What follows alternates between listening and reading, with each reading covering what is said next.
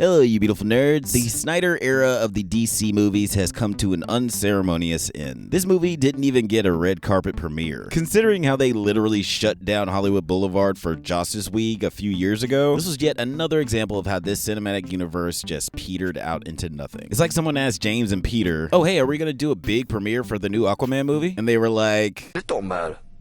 None of this matters. Once upon a time, I promised you guys that I would watch and review every single movie from the Snyderverse. And now that it's all coming to an end, I gotta make good on my promise. So in this video, we're gonna be ranking every DC Snyderverse movie, but first, we're gonna talk about everyone's favorite Polynesian wet boy. So get comfy, because we're about to dive right into...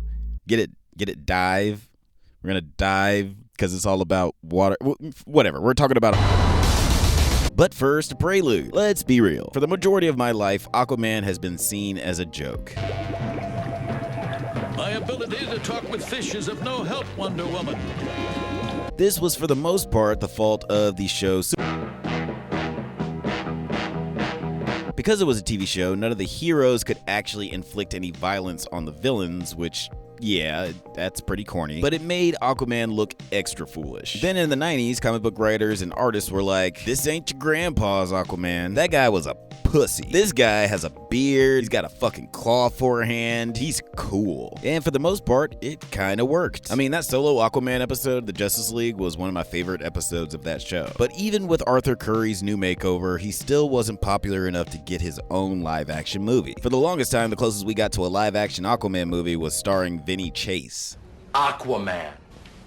Aquaman? Aquaman, baby. It is Spider-Man underwater. Boom. But then Warner Brothers went and got that guy who directed what many consider to be the best Fast and Furious movie to make a flick about DC's biggest loser, and I must say, I was surprised. Though I didn't see this movie when it came out, I had been saying for years that I didn't want to see it because it seemed dumb. I myself am shocked that I buckled in to watch Joker before I watched this movie, and I will not be watching Joker 2.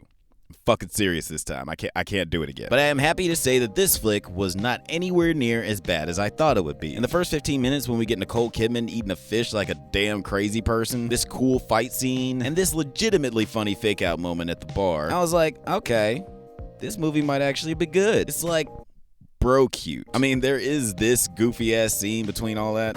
You can't lead them like that! You killed innocent people. You're asked to seek for mercy.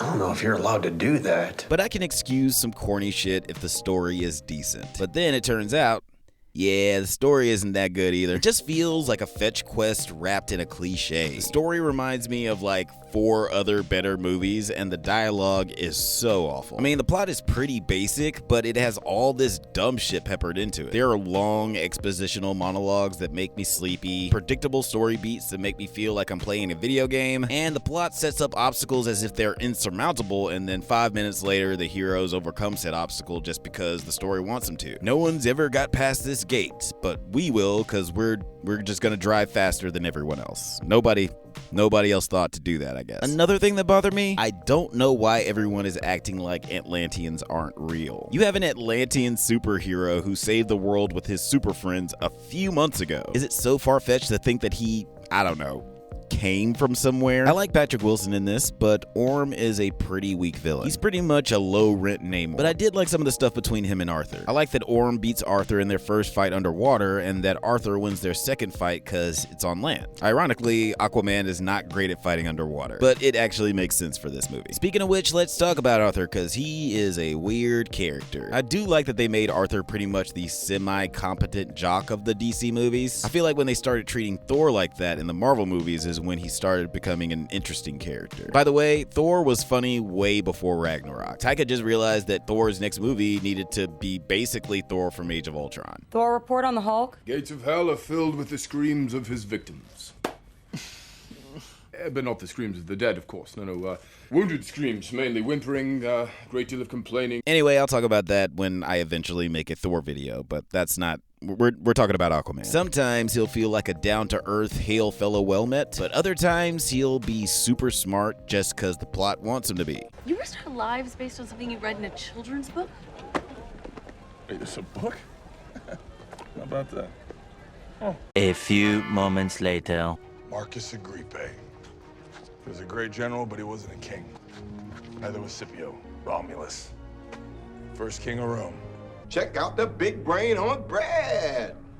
You're a smart motherfucker. Doesn't help that he shares most of his screen time with this black hole of charisma known as Amber Heard. They have zero chemistry with each other. See, this is what happens when the person who isn't your director casts the lead of your movies. Also, real quick, I gotta talk about Nicole Kidman's character, because this has become a very strange trope in fantasy movies and shows where a mom will get trapped in an uncharted world and presumed dead, only to reemerge somewhere in the third act. And she usually has bow and arrow for some reason. I'm gonna call this trope Jumanji Mom, also known in some circles as the shorthand Jumamji. And it's the same thing in this movie. Kidman gets killed off screen, and then later when Arthur goes through a magical portal to the Upside Down or Hollow Earth or wherever, look who's here with a fucking bow and arrow. I don't know how this became a thing, but I don't like it.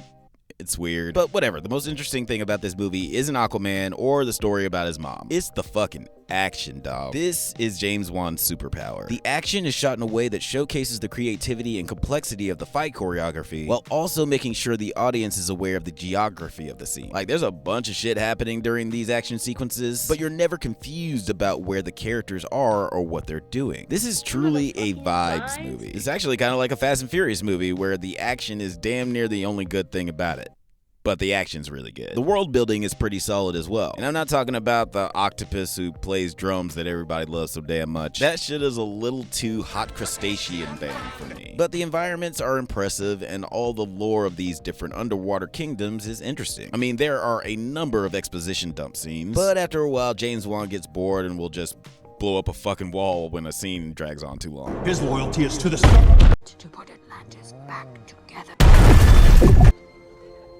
I didn't really love anyone's performance in this movie, so I'm gonna have to give my MVP to director James Wan, because he truly made this movie look incredible. My favorite scene from this movie is probably this one, but it's also a scene that you can completely take out of the movie and nothing would be different. This fight, though very fun, has no impact on the story at all. Despite him being the only character with a decent costume design, I don't even know why they put this dude in a movie. This definitely isn't the worst DC movie I've ever seen, but there's not a whole lot to love about this one. My ranking, I didn't hate it. So 5 years and over $1 billion later, let's see how this second movie turned out. That's right, now it's time to talk about wow, I don't even...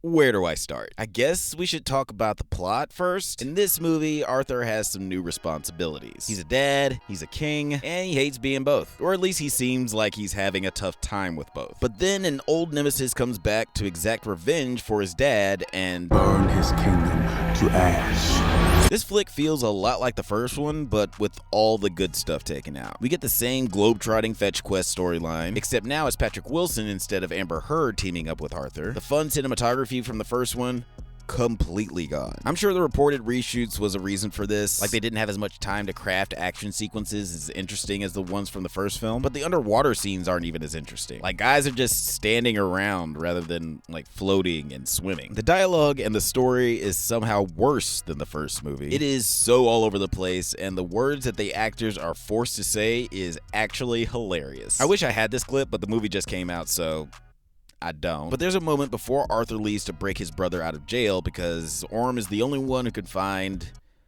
somebody, some bad guy. Oh yeah, it was Manta. He needs to find him. He's the villain. I genuinely forgot. But before Arthur leaves, Nicole Kidman is like, tell your brother that I love him and I think of him every day. It's actually a sweet moment. You know, that's her son. Even though he's crazy, you know, it's still her son. And later, after Arthur and Orm have been together for hours, they're running away from monsters through the jungle, and then what is clearly a wild line recorded in post-production, Arthur says, oh yeah, Mom wanted me to tell you that she loves you and she misses you every day. And then it is never brought up again. Like, there is zero emotional payoff for that setup. It feels like they just kind of forgot to shoot this scene, and then they just asked Jason and Patrick to record some audio from their house. Whatever the reason, they did a whole lot of reshoots in this flick. Fucking Batman was supposed to be in this movie. Like, what was he supposed to be doing? And after watching the film in its entirety, it feels like this was originally a completely different movie than the one we ended up getting. It's as if by the third or fourth time they told James Wan to just change the movie, he was like, fuck it, I'm gonna make the most insane film ever made. And you know what? He almost succeeded. This movie is almost so bad that it's good, but unfortunately it's just bad. Aquaman 2 is very aware of itself in a very strange way. For instance, a critique that a lot of people had about the first movie was that every time there was an exposition dump scene, an explosion would interrupt it. A trope I'm going to name Exposition. And in this movie, it only really happens once, but when it does, Aquaman says, "I hate it when that happens." I was like, what the fuck? You know that people don't like this and yet you did it anyway? Weird flex, but okay, you just make a joke out of the things that people don't like. I see you, James. Another thing that was weird was halfway through the movie, I'm watching it and I'm thinking, wow, this plot is basically Thor 2. A man of royal blood breaks his brother out of prison, who was disgraced because he was the villain in the last movie, so we can help our heroes save the world from an ancient evil. I mean, it's totally Thor 2. Even though that's one part of that movie that I actually like, it was weird that this movie was borrowing from the Thor movie that everyone hates. But just as this thought enters my head, Aquaman in jest calls Orm Loki. That broke my brain. Like, did Aquaman watch Thor: The Dark World? Does the MCU exist in this universe? Is this a Deadpool movie and no one told? Like, are we doing a Deadpool now? What is happening here? The villains are also very dumb. Black Manta comes back once again, but he's really only the secondary bad guy again. He's being controlled by Saruman or Zul or whatever. Yahya Abdul-Mateen is a great actor, but he deserves way more than these movies are giving him. His character was an afterthought in the first one, and in this one, his character is fucking dumb. And worst of all, it's not even interesting or original. I mean, he's going full on Norman Osborn. The cunning warrior attacks neither body nor mind. Tell me how! The heart! Manta. First, we attack his heart. He's just boring and his performance isn't even that good. And can we all agree that bodysuits with muscles built in are fucking stupid? Like, that shit ain't cool no more. This suit looks like ass. He also has this sonic gun thing that they all talk about like it's insurmountable, and the only thing that can stop it is a bunch of whales and dolphins and shit, completely ignoring that the good guys have a whole ass army and they could just swim around that bitch. Like, they never explain why they can't just swim around the big gun. And honestly, when the whales showed up to save the day, I literally laughed out loud. I was having a ball. Oh, and Randall Park is in this movie. There's not much else to say about him. Moving on. I want to talk about Manta's plan for a minute because it is stupid. So he has to steal this ancient aqua oil. It's basically aqua oil. And he does this so he can burn it all and raise the temperature of the entire planet so the polar ice caps melt because there's a big scary monster inside. Then once they get to the monster, they have to use some blood magic to release him from his icy tomb. So why is this dumb? Well, a bunch of reasons. First, it doesn't seem like heating the entire planet is necessary to get to this frozen guy. I've seen enough sci-fi bullshit technology to know that they could have used some sort of laser drill to get to him. I mean, these guys clearly watched Thor 2. Why didn't they watch Captain America? But okay, even when you get to this guy, you still have to break the magic spell. But that also doesn't seem like it makes a lot of sense, because they got to the kingdom and all the monsters inside without using any magic. These other creatures are running around free because the ice around them melted. Why wouldn't the same thing happen to the big bad? Were they not bound by the same magic spell? Because it seemed from that flashback they were all bound by the same magic spell. Like, there should have been some scene where they tried to break him loose using conventional means, but oh no, we need magic. We need the blood of somebody's blood. No mortal tools will do the shit we need. But there was no such scene. And I can look past that, but then when the monster gets broken out of his icy tomb, all this nigga has to do to stop him is throw a fucking trident at him. And to that I say, get the fuck up out of here with that shit. I get it. It's a really special trident, but it's the same trident that Atlan had. If he could have just killed him a million years ago just from throwing a trident, why did he fuck around with all this blood magic bullshit? But no, this guy decided to trap an evil monster in a cage that can only be opened with the blood of his family. Hey, Atlan, are you a dumb psychopath? Why would you make the blood of your children's children the only way to break this guy out of jail? Someone has to wound or kill a member of your family to set your evil brother free, and you thought this was a good idea? It was a bad plan. You planned things badly. It's the most insane thing that I just cannot get over. It's so dumb. At the end, the movie is like, hey, we haven't stolen from enough Marvel movies yet. let's do 2 more. We get the ending of Black Panther, where Arthur reveals the existence of the Atlanteans to the world, even though everyone already knows who Aquaman is. And then he goes one step further and pulls an Iron Man and says, "I'm Aquaman," drops the mic, and walks off screen. Again, this guy is already famous. We all know he's Aquaman. He was taking selfies in the last movie. I didn't have high expectations for this film, but this was the cinematic equivalent to someone farting as they walk out the door. It's a rehash of 3 Marvel movies while simultaneously being a rehash of the first Aquaman movie. I can't help but wonder what this was supposed to look like originally. Maybe Batman teams up with Arthur instead of Orm? Maybe Amber Heard speaks with a British accent again? Remember when she did that? That was funny. Your mother left you to save your life. Or maybe, just maybe, it was always supposed to be this fucking weird. This is the guy who directed Malignant, after all. And he did that after Aquaman. It's like, but James, you don't have to do this. And DC has a weird track record for making their sequels worse than their character's first film. And unfortunately, the last DC movie in the Snyderverse was one of the worst of them all. And that is saying something. My ranking, I hated it. So now it's all over, and to be honest, I never liked this cinematic universe, and not to be an asshole, I'm fucking glad it's over. The DCEU has been a mess from the jump. Case in point, it's not even called the DCEU. That was something the fans created because these guys couldn't make up their minds on what to call it. That is basic marketing. Just give your thing a name. They've been churning these movies out for 10 years, and I don't even need 2 hands to count how many of them I actually call good. That being said, I guess the only logical thing to do now that it's all over is to journey across the Snyderverse one last time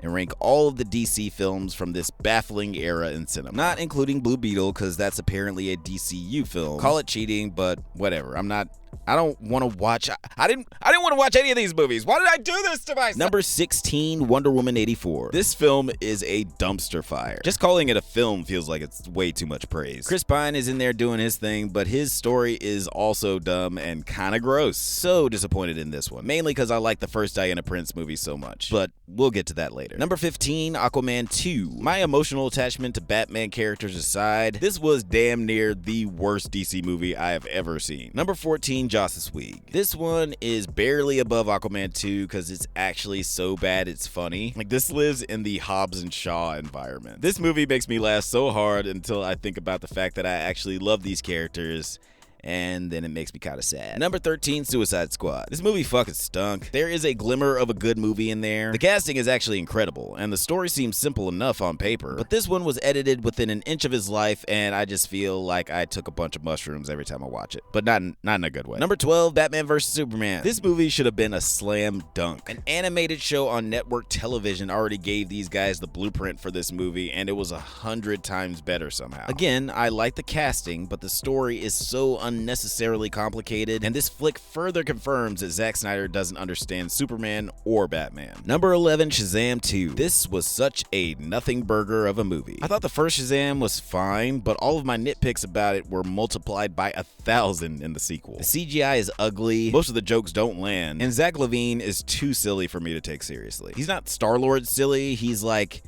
Uncle Joey silly, and that's not what we want. Number 10, Black Adam. Another big old juicy nothing burger of a movie. This one has so much potential to be good and had some pretty rad costume design, but it was just a boring, unfunny attempt at making Terminator 2. Number 9, the Snyder Cut. It's astounding that we're this far into the countdown and we still haven't hit a good movie, but here we are. This movie was way better than Joss Whedon's version. When I originally heard about the Snyder Cut, I had no idea that this movie was going to be so different. And one of the most astounding things about this movie is that even though it's 100 times better than the theatrical version, it's still not a good movie. Number 8, The Flash. This movie is fine. It's not terrible like some people say. There's some interesting stuff in there and the script is okay, but it's like technically kind of a mess. It's like the other side of the coin to the first Aquaman movie. The story is okay, but it doesn't look very good. Third act is kind of dumb, and the movie was doomed before it even came out because it didn't live up to the hype they tried so desperately to drum up for this one. And also some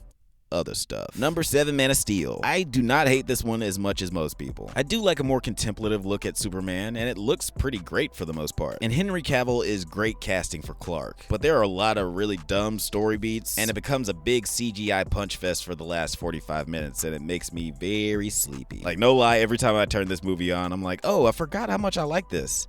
and then about an hour and a half in, I start to fall asleep. Number 6, Shazam. This one isn't that bad. I mean, it's bad, but it's not that bad. It's a pretty cute flick for the most part. You know, it's like a superhero movie for a 5-year-old. It's like Big. They're doing a Big, but the villain is whack, and all the jokes are from like I heard all these jokes in movies in the 1990s. Number 6, Aquaman Uno. So yeah, we're down to number 6, and we still haven't hit a good movie.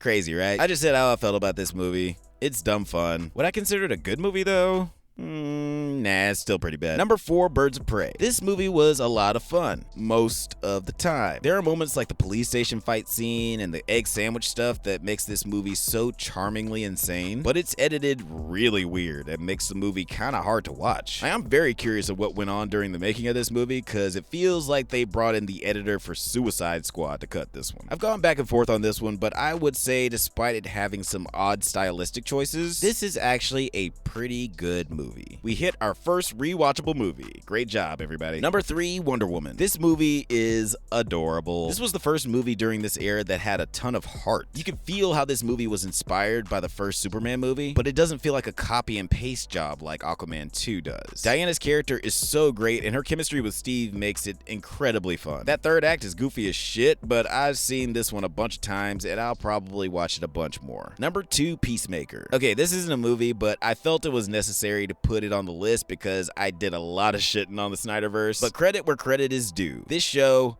was awesome. This was equal parts funny, gross, moving, and shocking all at the same time. I have expressed my problems with some of James Gunn's work, but he's garnered a lot of goodwill with me, and I have all the faith in him creating a good DCEU. Because in all these years and all these movies that we've been talking about, he was actually able to make 2 of the best things made in the entire Snyderverse. Which leads me to our number 1. Number 1, The Suicide Squad. I truly adore this movie. It's a wonderful ensemble comedy that surprisingly doesn't feel like Guardians of the Galaxy. This feels like its own little wacky thing and finally utilizes Harley Quinn the way she should be used. Will Smith totally fucked up by not coming back for this one, but Idris was just incredible. He's always good. One of the craziest and most disappointing things about this movie was that due to COVID, it didn't get a theatrical release. Because I would have loved to seen this movie on the big screen, and I bet it would have been a huge hit. When people started to catch wind that DC actually made a good movie, I think that people would have shown up at the theater for this. It's crazy how these last 2 projects really utilized the potential of the universe only for it to implode in on itself a couple of years later. And that is all the DC Snyderverse movies ranked from bottom to top. R.I.P. Snyderverse. You certainly employed a lot of people. Great job. All right, that's it for this video. Don't forget to watch the Drunk Banthas podcast every Monday at 8 p.m. Pacific time, and consider perusing through our new merch store where we have hats, hoodies, and a bunch of other stuff with our stupid name on it. It's going to be a big year where we're going to be talking about You've already stopped watching, haven't you? Anyway, stay safe, my little cephalopods, and may the force be with you.